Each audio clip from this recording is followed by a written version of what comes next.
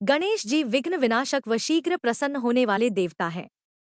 अगर कोई सच्चे मन से गणेश जी की वंदना करता है तो गौरी नंदन तुरंत प्रसन्न होकर उसे आशीर्वाद प्रदान करते हैं। वैसे भी गणेश जी जिस स्थान पर निवास करते हैं उनकी दोनों पत्नियां रिद्धि तथा सिद्धि भी उनके साथ रहती हैं। उनके दोनों पुत्र शुभ व लाभ का आगमन भी गणेश जी के साथ ही होता है। कभी कभी तो भक्त भगवान को असमंजस में डाल देते हैं। पूजा पाठ व भक्ति का जो वरदान मांगते हैं वह निराला होता है। काफी समय पहले की बात है, एक गांव में एक अंधी बुढ़िया रहती थी। वह गणेश जी की परम भक्त थी। आंखों से भले ही दिखाई नहीं देता था, परंतु वह सुबह शाम गणेश जी की बंदगी में मग्न रहती। नित्य गणेश जी की प्रतिमा के आगे बैठकर उनकी स्तुति करती, भजन गाती व समाधि में लीन रहती। गणेश जी बुढ़िया की भक्ति से बड़े प्रसन्न हुए। उन्होंने सोचा यह बुढ़िया नित्य हमारा स्मरण करती है, परंतु बदले में कभी कुछ नहीं मांगती। भक्ति का फल तो उसे मिलना ही चाहिए। ऐसा सोचकर गणेश जी एक दिन बुढ़िया के सम्मुख प्रकट हुए तथा बोले, माई, तुम हमारी सच्ची भक्त हो। जिस श्रद्धा व विश्वास से हमारा स्मरण करती हो हम उससे प्रसन्न हैं। अतः तुम जो वरदान चाहो हमसे मांग सकती हो।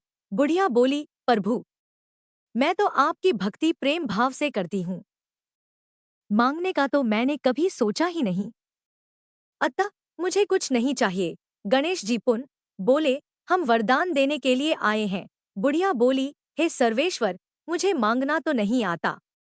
अगर आप कहें तो मैं कल मांग लूंगी, तब तक मैं अपने बेटे व बहू से भी सलाह मशविरा कर लूंगी। गणेश जी कल आने का वादा करके वापस लौट गए। बुढ़िया का एक पुत्र व बहू थे। बुढ़िया ने सारी बात उन्हें बताकर सलाह मांगी।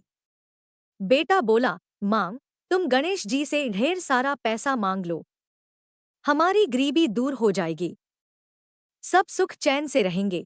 बुढ़िया की बहू बोली, नहीं, आप एक सुंदर पोते का वरदान मांगे, वंश को आगे बढ़ाने वाला भी तो चाहिए। बुढ़िया बेटे और बहू की बातें सुनकर असमंजस में पड़ गई। उसने सोचा यह दोनों तो अपने अपने मतलब की बातें कर रहे हैं। बुढ़िया ने पड़ोसियों से सलाह लेने का मन बनाया। पड़ोसन भी नेक दिल थी।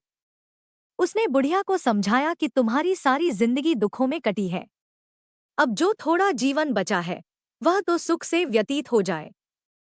धन अथवा पोते का तुम क्या करोगी? अगर तुम्हारी आंखें ही नहीं हैं तो यह संसारिक वस्तुएं तुम्हारे लिए व्यर्थ हैं। अतः तुम अपने लिए दोनों आंखें मांग लो। बुढ़िया घर लौट आई। बुढ़िया और भी सोच में पड़ गई। उसने सोचा कुछ ऐसा मांग लूं जिससे मेरा, बहू व बेटे सबका भला हो। लेकिन ऐसा क्या हो सकता है? इसी उधेड़पुन में सारा दिन व्यतीत हो गया। बुढ़िया कभी कुछ मांगने का मन बनाती तो कभी कुछ, परंतु कुछ भी निर्धारित न कर सकी। दूसरे दिन गणेश जी पुन प्रकट हुए तथा बोले, आप जो भी मांगेंगे वह हमारी कृपा से हो जाएगा, यह हमारा वचन है। गणेश जी के पावन वचन सुनकर बुढ़िया बोली, हे गणराज, यदि आप मुझसे प्रसन्न हैं तो कृपया मुझे मन इच्छित वरदान दीजिए। मैं अपने पोते को सोने के गिलास में दूध पीते देखना चाहती हूँ। बुढ़िया की बातें सुनकर गणेश जी उसकी सादगी व सरलता पर मुस्कुरा दिए। बोले, तुमने तो मुझे ठग ही लिया है।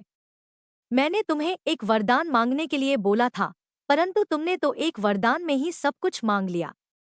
तुमने अपने लिए लंबी उम्र तथा दोनों आंखें मांग ली हैं। बेटे के लिए धन व बहू के लिए पोता भी मांग लिया। पोता होगा, ढेर सारा पैसा होगा, तभी तो वह सोने के गिलास में दूध पिएगा। पोते को देखने के लिए तुम जिंदा रहोगी, तभी तो देख पाओगी। अब देखने के लिए दो आंखें भी देनी ही पड़ेंगी। फिर भी वह बोले, जो तुमने मांगा वे सब सत्य होगा। यूं कहकर गणेश जी अंगतध्यान हो गए। कुछ समय पाकर गणेश जी की कृपा से बुढ़िया के घर पोता हुआ। बेटे का कारोबार चल निकला तथा बुढ़िया की आंखों की रोशनी वापस लौट आई। बुढ़िया अपने परिवार सहित सुखपूर्वक जीवन व्यतीत करने लगी।